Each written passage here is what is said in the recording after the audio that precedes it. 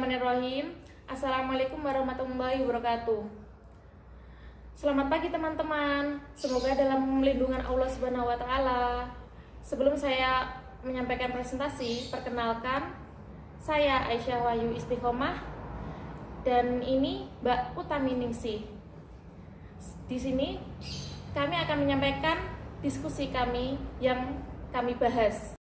Terima kasih. Di sini kami akan membahas mengenai strukturalisme. Kita mengambil tokoh Claude Lévi-Strauss. Untuk yang pertama, ada pengertian strukturalisme. Apa itu strukturalisme? Strukturalisme berasal dari bahasa Inggris yang itu strukturalism, yang dalam bahasa Latin itu berarti struere, yang berarti membangun, struktura yang berarti bentuk bangunan. Kemudian strukturalisme adalah sebuah paham atau pandangan yang menyatakan bahwa semua masyarakat dan kebudayaan memiliki suatu struktur yang sama dan tetap. Nah, strukturalisme sendiri itu berkembang sekitar pada abad ke-20, di mana menurut Ferdinand de Saussure, strukturalisme itu adalah aliran filsafat yang hendak memahami manusia, sejarah, kebudayaan, dengan alam dengan memakai metode struktural. Strukturalisme menyelidiki pola-pola dasar yang tetap dalam berbagai realitas. Kemudian, menurut Lévi-Strauss, strukturalisme adalah sebuah metode yang ia percayai sanggup menjadikan data-data empiris tentang institusi-institusi dalam kekerabatan dan mite-mite lebih dapat dipahami dari sebelumnya. Kemudian berikutnya ada riwayat hidup dari Claude Lévi-Strauss. Nah, Claude Lévi-Strauss sendiri adalah seorang antropolog, sosial Prancis, dan filsuf strukturalis. Ia itu lahir di Brussels, Belgia pada tanggal 28 November 1908. Namun pada tahun 1909 orang tuanya itu pindah ke Paris, Perancis. Ayahnya itu bernama Raymond Lévi-Strauss dan ibunya bernama Emma Lévi. Pada tahun 1927, Lévi-Strauss masuk ke Fakultas Hukum Paris dan pada saat yang sama itu pula ia mempelajari filsafat di Universitas Sorbonne. Dalam studi filsafatnya, aliran materialisme menjadi aliran yang banyak mempengaruhi pemikirannya. Salah satu argumen materialismenya adalah segala sesuatu harus bisa diukur, diverifikasi, dan diindera. Kemudian ketika beliau ini membaca buku Primitif Sosial karya Robert Lowy, ketertarikannya akan dunia antropologi pun muncul. Akhirnya, Lévi-Strauss makin jelas berpaling kepada antropologi ketika mengajar di Sao Paulo, Brazil, dan melakukan studi antropologi yang lebih luas lagi di pusat Brazil. Selama mengajar di Brazil itulah, ia mulai banyak melakukan ekspedisi di daerah-daerah pedalaman di Brazil. Menurut Hedi Sri, di dalam bukunya menyebutkan, ekspedisi pertama Lévi-Strauss adalah ke daerah Mato Grosso. Dari ekspedisi itu, Lévi-Strauss merasa mendapatkan pengalaman batin yang menginspirasi banyak hal yang tertuang dalam bukunya yang berjudul Treatise Tropicoe. Itulah karya pertamanya dan sekaligus mengukuhkan dirinya masuk ke dalam bidang antropologi.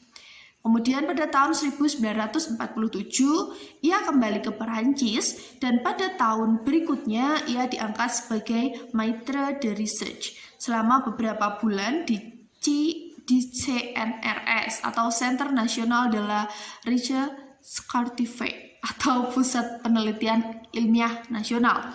Pada tahun yang sama, ia menyelesaikan studi doktoralnya di Universitas Sorbonne dengan disertai Les Structures Élémentaires de la Parenté. Kemudian Claude Lévi-Strauss ini meninggal pada tanggal 30 Oktober 2009, tepat beberapa minggu sebelum ulang tahun beliau yang ke-101. Selanjutnya ada mengenai teori strukturalisme Claude Lévi-Strauss. Secara umum, istilah strukturalisme banyak dikenal dalam filsafat sosial, filsafat sosial.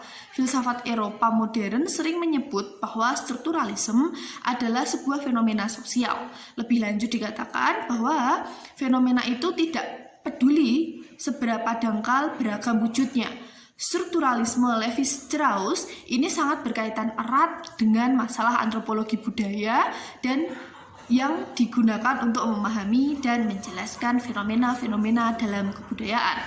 Kemudian, pada analisis struktural, struktur dibedakan menjadi dua macam, yaitu struktur lahir atau struktur luar atau servant structure, atau struktur batin atau struktur dalam atau deep structure. Nah, apa itu struktur luar dan apa itu struktur dalam? Nah, di sini struktur luar adalah relasi-relasi antara unsur yang dapat dibuat atau dibangun berdasarkan ciri empiris dari relasi-relasi tersebut. Sedangkan struktur dalam adalah susunan tertentu yang dibangun berdasarkan atas struktur luar yang telah berhasil dibuat serta dipelajari. Struktur luar misalnya saja mitos, sistem kekerabatan, kostum, tata cara memasak, dan sebagainya. Berbeda dengan struktur dalam yang merupakan struktur dari struktur permukaan.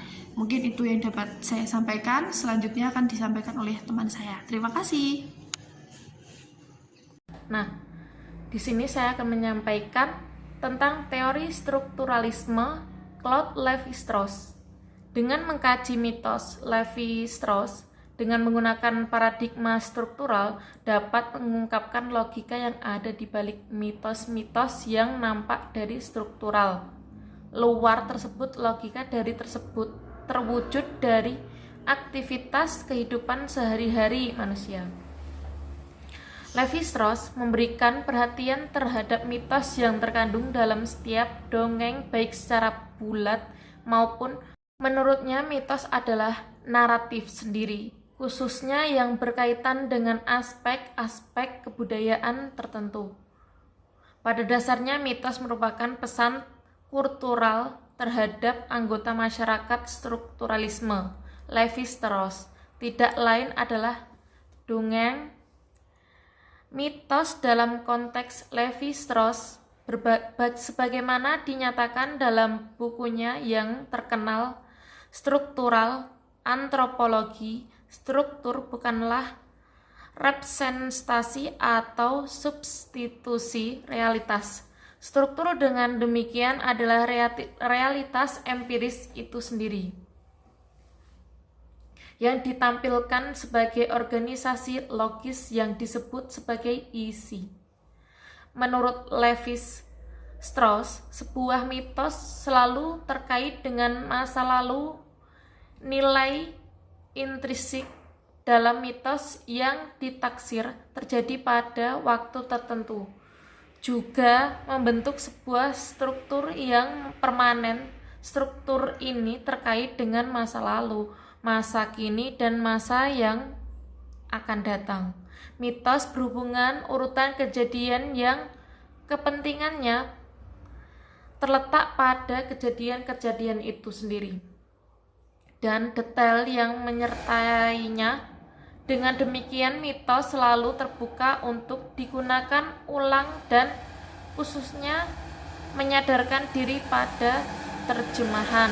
Untuk asumsi dasar strukturalisme, Ahimsa menyebutkan bahwa strukturalisme memiliki beberapa asumsi dasar yang berbeda dengan konsep pendekatan lain. Beberapa asumsi dasar tersebut antara lain: A.